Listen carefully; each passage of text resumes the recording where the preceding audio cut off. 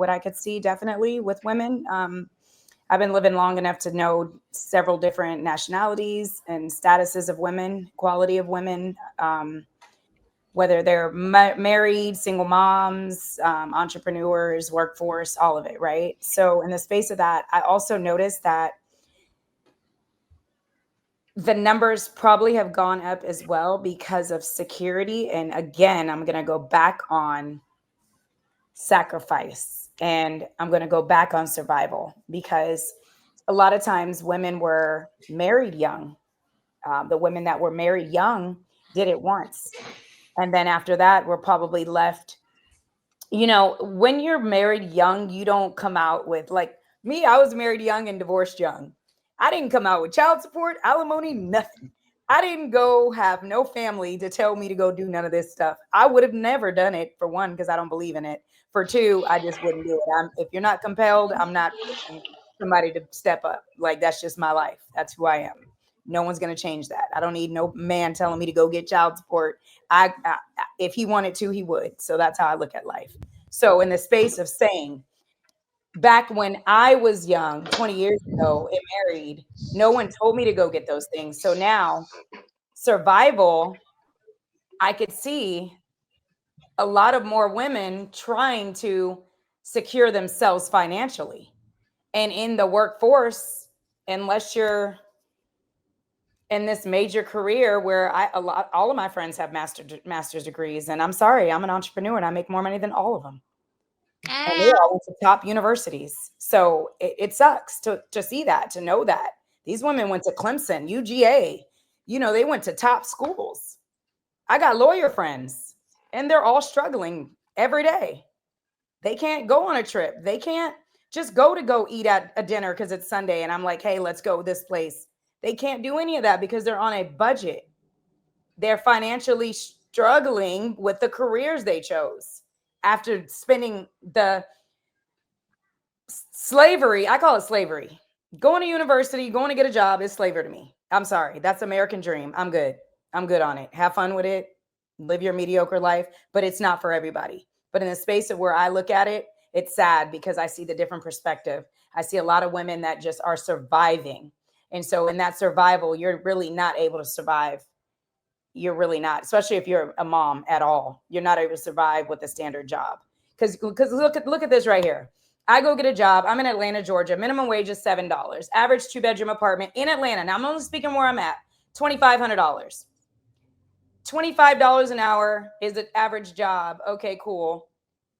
Now you got a kid to go put in daycare, which is $2,000 a month. Make that make sense. So shout out to the last text. You would also, using your own logic and argument. 18-year-old daughter that is making $250 just to do one of her little 19-year-old college student friends' lashes for school to start. Shout out to her, because at the end of the day, if my daughter goes make $16 an hour at Chick-fil-A, she can't even afford to get her own hair done. So. But you also have to make it make sense to why are you having a child if you only make $7 an hour? You said for the people that are single moms?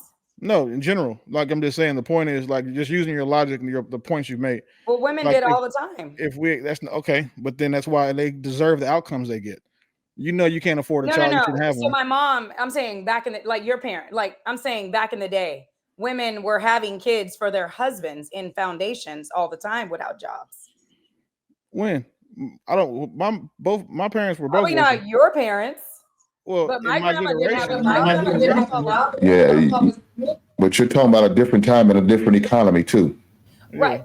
That's why 20 years. Those same mothers that got married when they were young, but now they're older and we're talking about leaving the workforce. So I was corporate for so long, but times are still rolling in cities like this where they made Atlanta offset. It's the structure. They're trying to make the system imbalanced.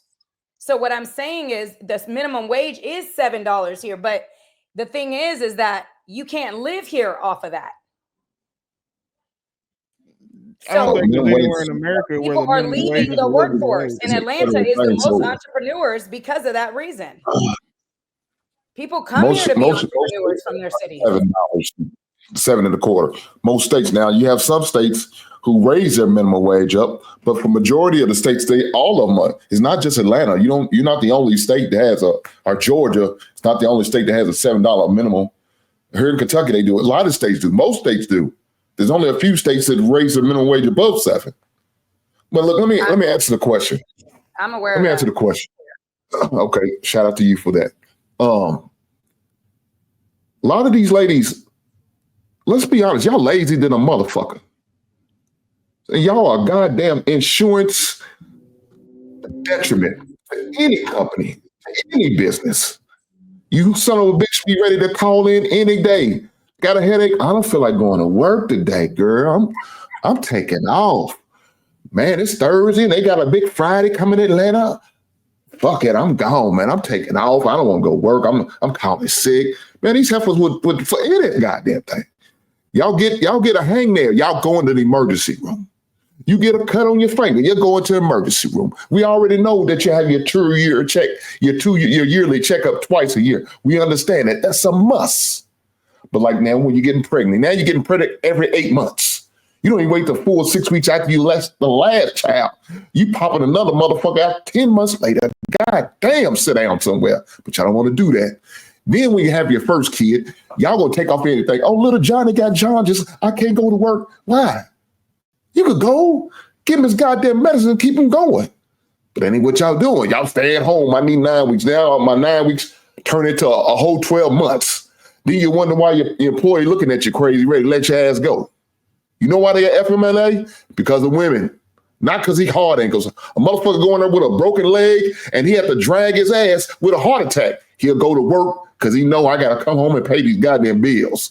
He'll go in there after going party for 4 to 5 hours, knowing he has to get up in 2. But a man will get his ass up, go to work, struggle, fight through it, come home and sleep his ass off and talk about, man, I had a night, but I got to go work in the morning. Y'all lazy. Y'all don't want to work for real. That's why I tell dudes all the time. I said, you never, ever better get on the woman's insurance. Because soon as you get on her insurance, she gonna quit on you. And now y'all left uncovered because this heifer decided one day, I don't feel like going no more. I'm sick and I ain't like the way Karen talked to me. Fuck that bitch, I'm out. I'll leave it there.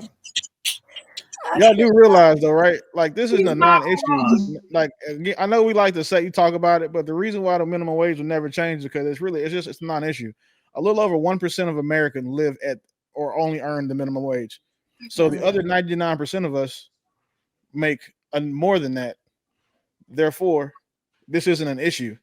So like when we base our talking points about labor statistics around a non-issue, it kind of highlights the fact that we're kind of displaced from what actually matters and then what doesn't, because we're focusing on this one non-issue compared to the other things that could be an issue. I don't think the reason I brought up the minimum wage was to focus on that aspect. I'm very aware that the average pays $13 to $14 to $17 in Atlanta. The thing that I highlighted was living in Atlanta. People move back to Charlotte. People move back to these other places, but cities like Charlotte, cities like Houston, cities like, I don't think Mississippi's that bad. Alabama's not that bad. Memphis is not that bad, but I know the cities around. Trust me, I did that for a living. I have a real estate license. I know, and this is not what I'm using as a talking point. What I'm using it as is saying the structure in Atlanta is off. There's no way that you go down to Sugarloaf in a 2-bedroom apartment is $2,500. That is 40 minutes out of the city.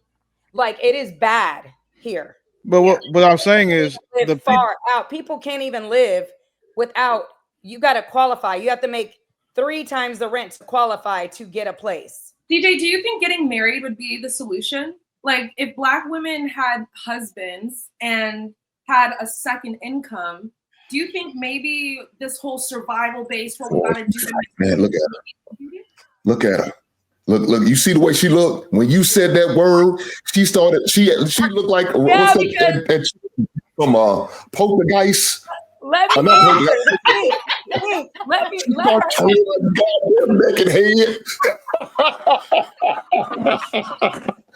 Only thing I need see some gold throw up coming out of that goddamn mouth. And we can't act like that's not what's happening the majority of the time anyway. A lot of Can women she getting just ask married me the because they need question? help. Can she Because Yeah, we but the way don't you look, like we when you start rolling your goddamn head. We don't work like that. We don't do the 9 like energetically. We working 16 hours straight. Yes, I would love to pay somebody's mortgage. Yes, I would love to have a husband to pay his mortgage. It's less than Your my rent. husband. So do you think that's the solution? Getting married? I love 50-50. I got a comment. But see, my thing is you don't got to be married to do that. So, but no, to answer your question, I got a comment on the. In reality, yes, that's where you don't have those hiccups, right? But listen, let's be honest. The only women who were worried about who else that she was messing with are promiscuous women. And so now you have all these promiscuous women who had multiple men and now just want to make sure that that man is not messing with another woman in their city. Yeah, that's all. Because like, listen, if you're intentional and you're having conversations just with one man, there's no way you're going to be worried. Listen, ultimately, if you're having only conversations with one man, okay, and you're intentional and he's intentional, you guys are having this communication, you're not going to have to worry about whatever woman who's riding on him again. But if you're the kind of woman that's like dipping with multiple men in what some other shape or form, and then you put that out there, you also seeing to make sure he's not doing it, like, that's crazy to me.